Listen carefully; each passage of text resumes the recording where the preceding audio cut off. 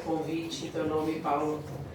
Agradecer mais uma vez poder estar aqui falando para o setor, secretário Clair, companheiro Diogo e Rafael, todos que atuam permanentemente na pauta do governo. A minha apresentação é bem focada na silvicultura e eu tive aqui alguns anos atrás também falando disso. Eu acho que no início do governo, eu acho que foi em 2019 ou 2020, vários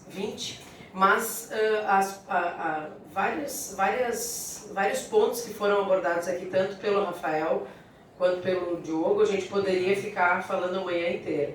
E eu adorei, Diogo, ver tu apresentando a tragédia, porque eu já apresentei milhares de vezes aqueles números e em alguma das vezes que eu apresentei eu me engasguei, porque só nós, e eu falei isso há um mês atrás, a gente ainda não saiu do que aconteceu no Rio Grande do Sul. O governo do estado ainda não saiu, as pessoas também não saíram, mas as nossas pautas de governo das secretarias, elas foram todas repensadas para esse novo modelo, para esse novo momento.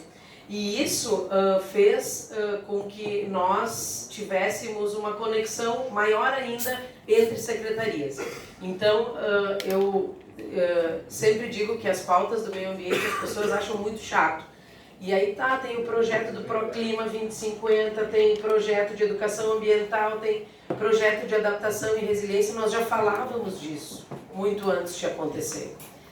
E agora, com tudo que aconteceu no Rio Grande do Sul, as pessoas se encontraram com a pauta ambiental e entenderam que sim, a gente precisa ter adaptação, sim, a gente precisa ter a resiliência, e isso se dá através de todas as estruturas. Isso não está só na Secretaria do Meio Ambiente. Está na Defesa Civil, está no Plano de Desenvolvimento, está na Secretaria de Agricultura, está no contexto geral dos governos, e eu acho que isso vai fazer com que o nosso Estado amadureça ainda mais. E eu estive em Nova York há 2, 3 semanas atrás, participando a convite da organização do grupo que trabalha mudanças climáticas e organiza as pautas da COP, levando esses dados do Rio Grande do Sul.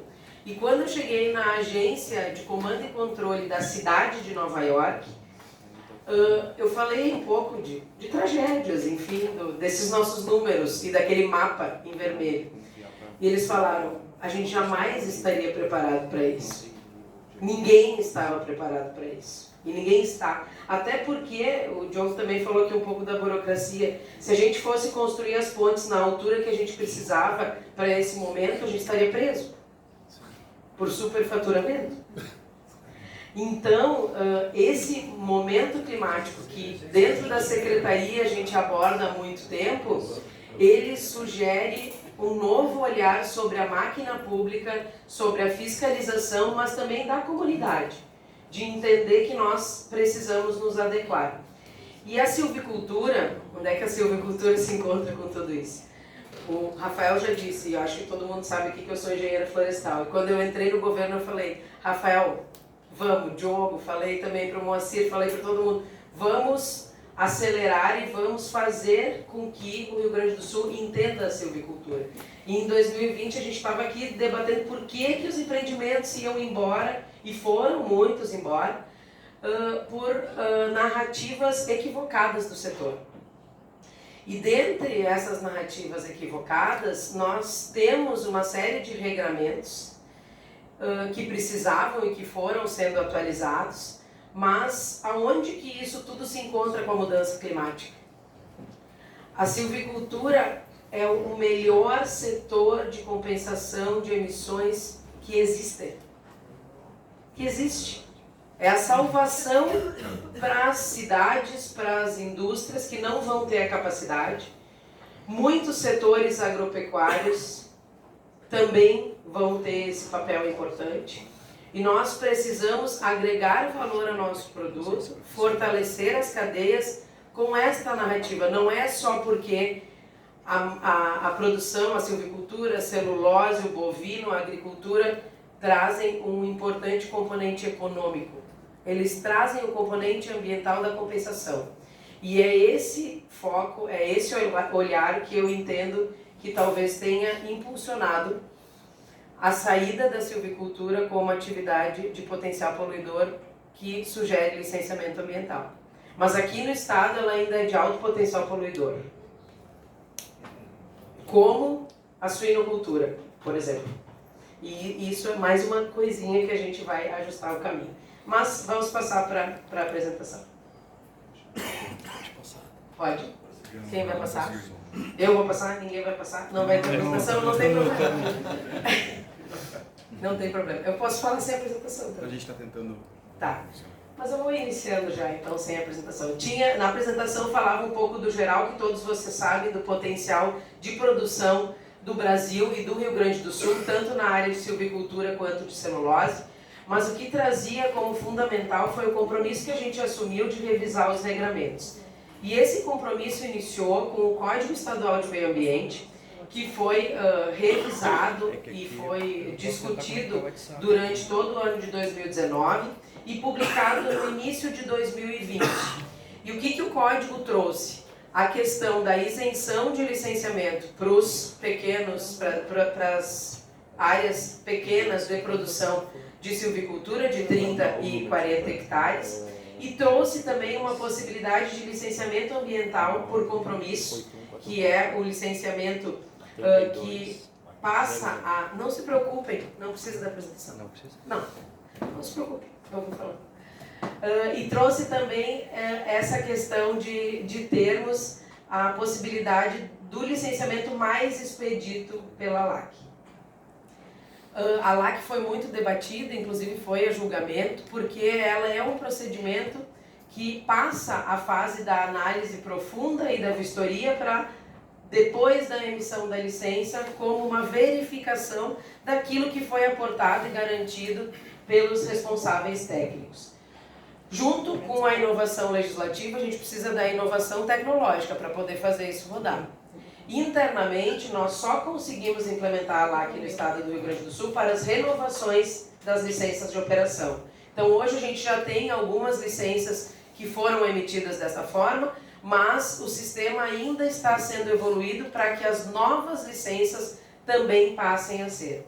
Na minha apresentação, eu tinha também um dado que falava o quanto que as propriedades que produzem floresta preservam, tanto na APP quanto na reserva legal ou ainda com as florestas nativas. Então, se a gente colocar a atividade de silvicultura como sequestradora, mais essas áreas nativas, eu duvido que tenha outra atividade produtiva que tenha este balanço positivo, essa emissão negativa de CO2, que é o que se fala com maior ênfase, que tem acelerado os efeitos das mudanças climáticas. Então, por isso que a gente precisa ter esse ponto importante. Em 2008, eu era CC da FEPAM, quando os CCs ainda faziam licenciamentos, eu acho que isso o secretário não sabia. E eu participei do primeiro zoneamento da silvicultura, apresentando o zoneamento pelo estado inteiro. E quando eu assumi a presidência da FEPAM, eu falei, a gente vai revisar esse zoneamento. E o início da revisão do zoneamento se deu em 2019, eu acho, no dia 20 de maio, no dia do meu aniversário. Então, inesquecível. E de lá para cá, muitas lutas, muita peleia dentro do Conselho Estadual de Meio Ambiente. E conseguimos, então, trazer um estudo que foi custeado pelas empresas, mas que foi desenvolvido e o termo de referência foi executado pela FEPAM, pela SEMA, e nós trouxemos isso para dentro da Câmara Técnica do CONSEMA, para duas câmaras técnicas do CONSEMA, e esse zoneamento, como o Rafael bem colocou, trazia a questão hídrica e a questão dos maciços. Esse é o velho conceito, né? A parte hídrica dos maciços. E quando a gente falava das enchentes, eu sempre fico me lembrando que todo mundo falava que os eucaliptos iam secar o estado, né? Parece que não.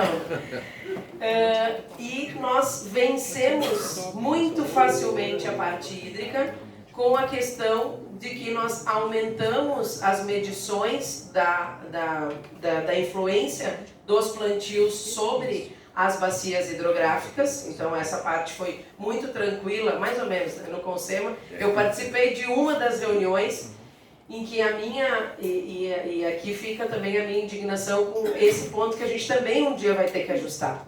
As bacias que têm maior impacto quando nós temos estiagens, que são as bacias do Gravataí, do Guaíba, enfim, essas bacias não tiveram a atualização do número proposto pelo estudo, com a ampliação da possibilidade de plantio.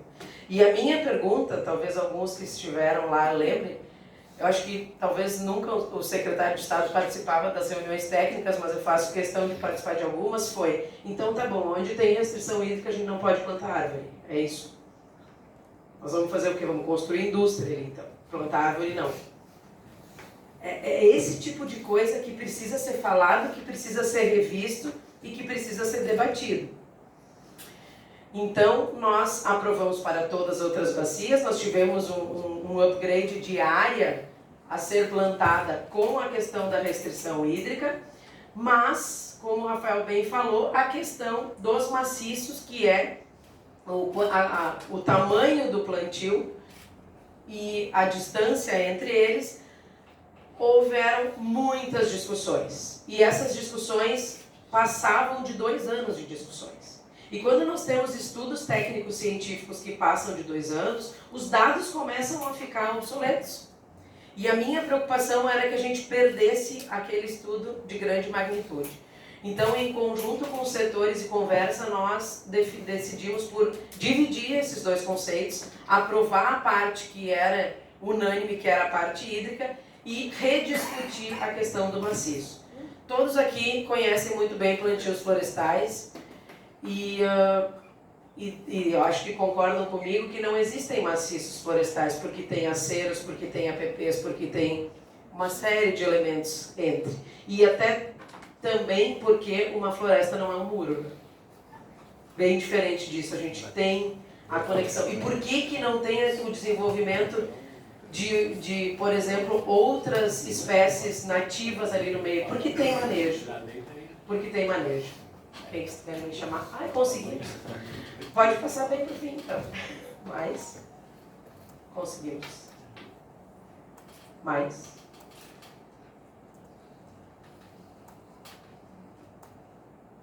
Volta. Então, nós estamos aqui.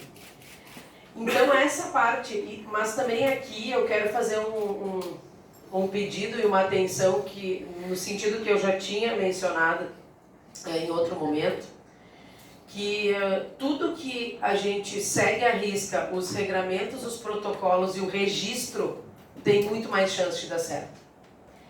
Então, o que a gente propôs aqui para conectividade e para permeabilidade? Com a parte hídrica nós não tivemos muitos problemas, porque a questão da medição da influência hidrológica é um conceito muito técnico e uniformizado.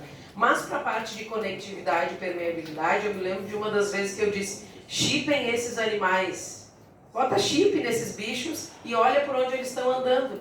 E aí a gente comprova que tem permeabilidade. Então aqui nós trouxemos para a Câmara Técnica Permanente de Biodiversidade, dentro do Conselho, para que a gente possa ver o que nós aproveitamos do estudo e que nós possamos aprovar um termo de referência para a atualização desse dado. E como esse termo de referência aprovado, não vai ter discussão quanto ao estudo. Porque a maior discussão da parte da conectividade foi de que o método não estava adequado. E aí vieram muitas outras mirabolâncias, tipo aquela que o eucalipto seca ocorre. Então a gente tem que trabalhar no termo de referência para poder aprovar e avançar nesse sentido. Pode passar. E de novo. Aí aqui nós temos esse dado aqui, que é um dado do IBA, que nós pegamos ontem, com a capacidade de captura de CO2 equivalente. E nós tínhamos e temos também um dado importante, pode passar, acho que está na próxima tabela, aqui, que nós avaliamos dentro dos métodos de agricultura de baixo carbono quais são as capacidades de captura de emissão, e daí não é a emissão do plantio, mas é a emissão gerada por outra atividade, e aqui nós vemos o quanto que as florestas plantadas contribuem positivamente. Aqui são as metas previstas da agricultura de baixo carbono do estado do Rio Grande do Sul, que foram publicadas no ano passado. Então, isso aqui nós estamos falando da área que nós vamos ampliar fora aquela que a gente já tem plantada e que já faz a captura. Não está aqui, mas nós tínhamos um outro slide numa apresentação que dizia que só essa ampliação aqui garantiria a neutralização das emissões das 5 maiores cidades do estado do Rio Grande do Sul por 10 anos. Então, nós precisamos desses dados e nós precisamos expor tudo isso. Enquanto que o Diogo falava da questão do berro, eu fiquei pensando que nós podemos agregar a essa qualidade do empreendimento a taxa de emissão. Por quê? Porque nós temos as florestas, as árvores não andam, elas ficam ali paradas, então é mais fácil de medir. A atividade florestal ela tem uma permanência sobre o solo, que não tem tanta rotatividade quanto a agricultura. Nós temos os programas de pagamento de serviços ambientais, que também nós conseguimos lançar o primeiro edital do governo do estado este ano, e nós queremos também ampliar para a área de florestas. E temos um outro estudo muito importante em andamento, em conjunto com a FAPERGS, que destinou, se eu não me engano, são 15 milhões de reais para que a gente possa certificar as emissões das atividades agropecuárias. Então, o que a gente fez? Nós provocamos os pesquisadores, principalmente da Embrapa, que tinham vários dados, para que o Estado tenha qual é o índice de captura da floresta plantada, qual é o índice quando eu tenho manejo de resíduos de produção animal, e aí a gente vai poder fazer uma cadeia de dados customizado para o Rio Grande do Sul, e aí sim a gente vai poder agregar valor. Então hoje o que nós temos de mais importante, eu entendo, dentro do setor da silvicultura e do agro-silvipastoril, é nós ressaltarmos a sua capacidade em redução dos efeitos das mudanças climáticas e também a sua forte adaptação aos eventos críticos. Pode passar. Mais um. Então aqui está o que eu tinha falado anteriormente, esse dado é bem atualizado, é da FEPAM. Nós temos aqui 5,4 mil empreendimentos licenciados, cadastrados na base da FEPAM, desses com 1,4 milhão de hectares, e apenas 600, desse 1,4 milhão, apenas 644 que é a área produtiva. O resto é conservação, ou floresta nativa, ou APP. O índice de utilização da área produtiva da silvicultura precisa ser ressaltado. E hoje temos aqui 75 licenças renovadas pelo LAC, pela licença ambiental por compromisso. Então esse é o panorama. Pode passar. Mas tinha mais uma coisa que eu queria falar, cadê? Passa mais esse. Esse é o último. Então, a lei. A lei. Então, dentro desse panorama todo, nós, trabalhando o zoneamento, trabalhando a melhoria do licenciamento, nós tivemos essa lei federal que isentou a atividade de silvicultura agora de 2024. E aí o Rafael já falou um pouco de como é que nós estamos trabalhando.